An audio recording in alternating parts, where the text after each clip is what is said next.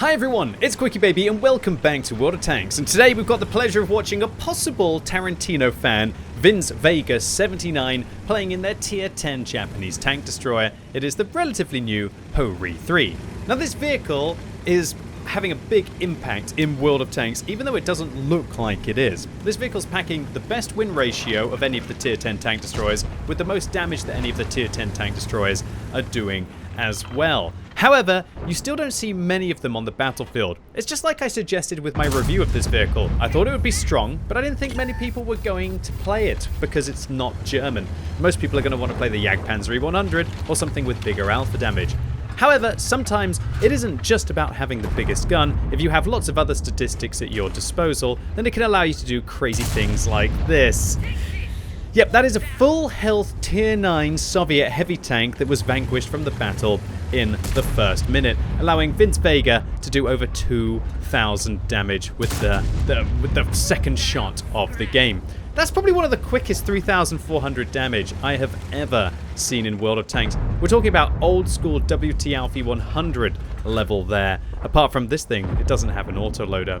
So, this tank, why is it doing so well? Well, it's got to be a combination of a tank with pretty okay accuracy, with good gun handling, with enough armor on its structure so that it dominates inside low-tier matchups, with its 300mm here, just does so well. And when you over-angle the vehicle, apart from possibly this side plate, the upper hull can actually end up being quite tricky on this tank. And so that's why the tank is just doing so well. It's this mobile vehicle with effective armor, kind of giving it a hold down capacity, although it doesn't have a turret. And then this just all adds up to this thing being an absolute beast. It's this kind of all-purpose can-do tank. However, after playing it myself for a very long time, well, not a very long time, but like about 10, 20, 40, 50, whatever battles, you know, enough gameplay in this tank, I still doesn't quite scratch my itch for some reason. It's a bit boring to play, for me at least. It's a good tank, no doubt is it a good tank, but at least for me, and the way that I like to play World of Tanks, it just kind of ends up being a little bit boring. But nevertheless, a very effective tool for getting the job done. I think one of the reasons why I'm not enjoying this vehicle so far is because it just doesn't do anything in a spectacular fashion. There are vehicles with better armor, there are vehicles with a better gun, there are vehicles with better mobility, there are vehicles with autoloaders. You've even got tanks like the Minotauro, which seem to be this heavy tank which is pumped up to the max with those still got those tank destroyer tendencies.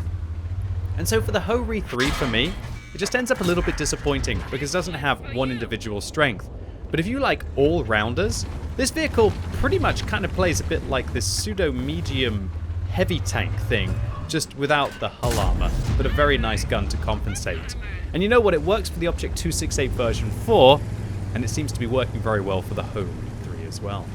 So before I've even had a chance to really talk about the play-by-play in this game, Vince Vega is now nearly up to 7,000 damage dealt in the first 3 minutes and 40 seconds of this battle.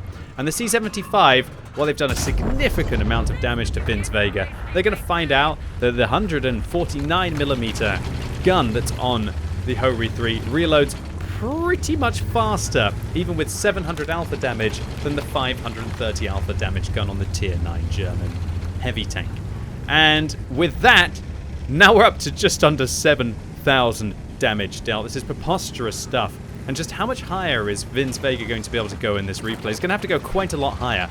How crazy is it that even with the sheer amount of destruction that Vince has managed to pull off here, their team is neck and neck on hit points and actually down by one frag inside this battle. So yeah, I'm sure all of you out there watching this video on YouTube are starting to lick their lips in anticipation as to what we might be seeing here. And that could be a possible monster damage record set for the Ho-Ri 3.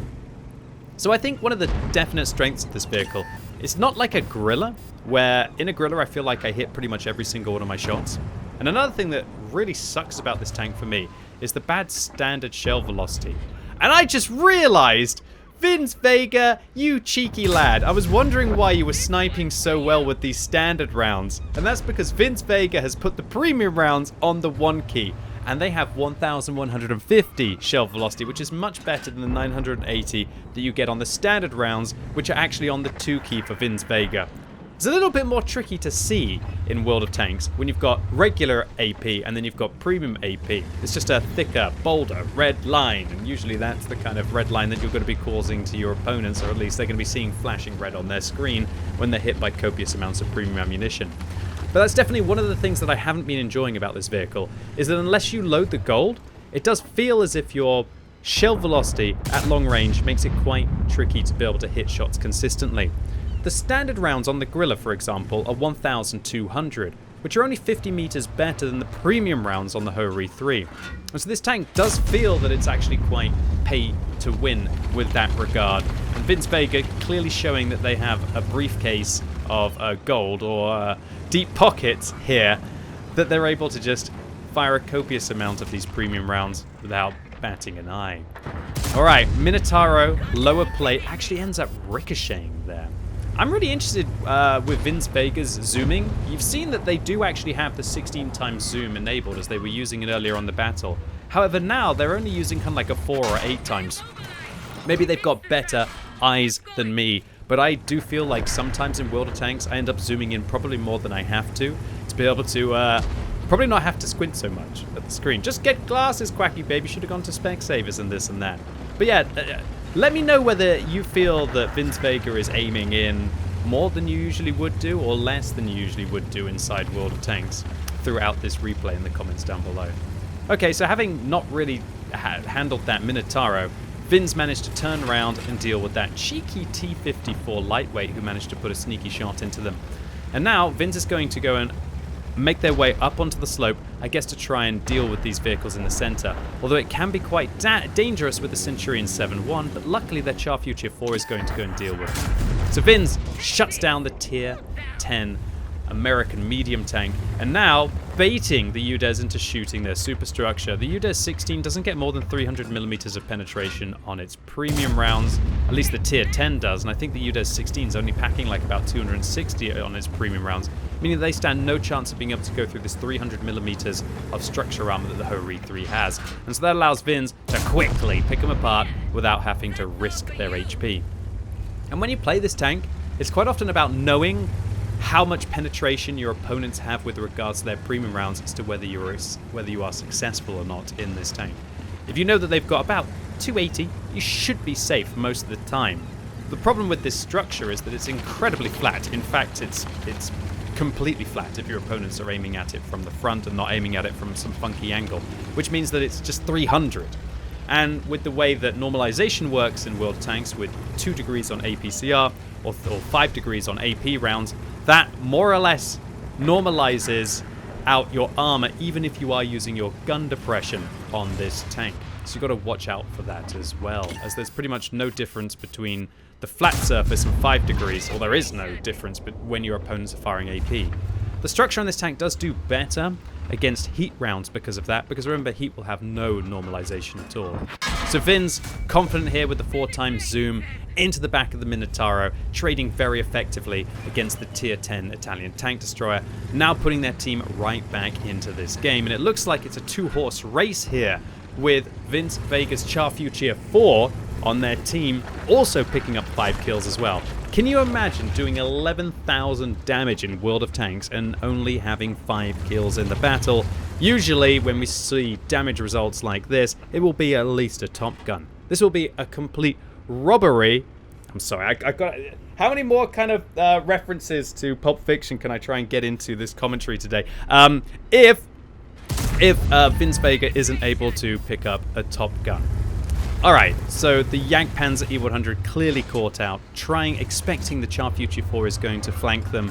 Now, just seemingly floundering around in front of the Ho-Ri 3. Vince seems to get stuck there a little bit, but luckily their UDES finishes off the Minotauro, and Vince Vega is going to aim at the roof deck of the Jagdpanzer E100, clearly showing their excellent knowledge of game mechanics there. Because remember, armor-piercing rounds will be able to overmatch plates of 40 to 45 millimeters with this tank, and the Jagdpanzer E100 has 40 millimeters of roof armor, meaning that all of those AP rounds will overmatch not just from the Jagdpanzer E100's gun, but all 121 millimeter caliber guns and larger. And this was possibly one of the most nonchalant 13,000 damage games I have ever seen in World of Tanks, with Vince Vega just showing absolute domination of the battlefield here with the brand new Ho-Ri 3. And this was one of those kind of holistic replays as to why you see what's so good about this tank. The armor at least mostly works on the superstructure. That was a premium round from the Minotauro entering there,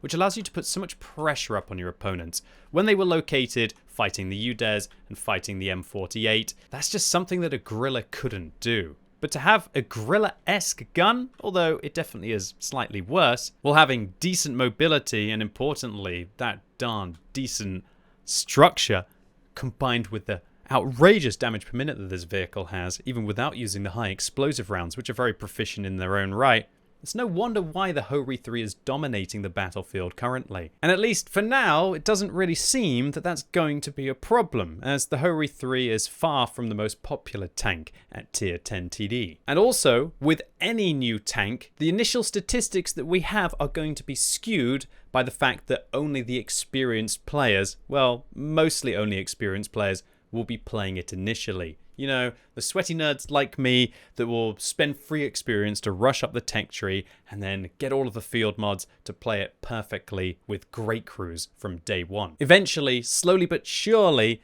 the more casual players reach the vehicle, which bring down the averages that it's achieving, and the true test will be to see how far it falls, if it falls below the Object 268 version 4, which has been in the game for long enough for anyone and everyone to have been able to achieve it, but is still packing an amazing win ratio of 52.64. So, while it's still early days to call the Ho-Ri 3 the best tank destroyer in the game, it's certainly well on its way to cementing its place as the pinnacle of the TDs in World of Tanks. So Vince Vega slams a high caliber for their 13,000 damage here, 1,541 base experience. You'd think the 13k would get more than that, is also enough for an ace tanker. And after discovering that Vince had their premium rounds on their one key, that was a filthy 134,000 credits spent. But who would possibly care when they're setting the kind of damage record that only 1 in a million accounts will ever achieve? So, Vince Vega, congratulations to you on this absolute mammoth game so early into the Ho-Ri 3's life cycle. And thank you so much for uploading your replay to the What Replays website for the community to enjoy. I thoroughly did, which is why I wanted to feature it on my YouTube channel today. And I hope all of you out there watching this video enjoyed it just as much as I did. If you did, give it a thumbs up. If you hated it, however, give it a thumbs down. And let me know in the comments down below whether you are bothering with the new Japanese tank destroyer branch. If you are, what tier are you at? And if not, why not? And as always, thank you so much for watching. You've been epic, and hopefully I'll see you soon.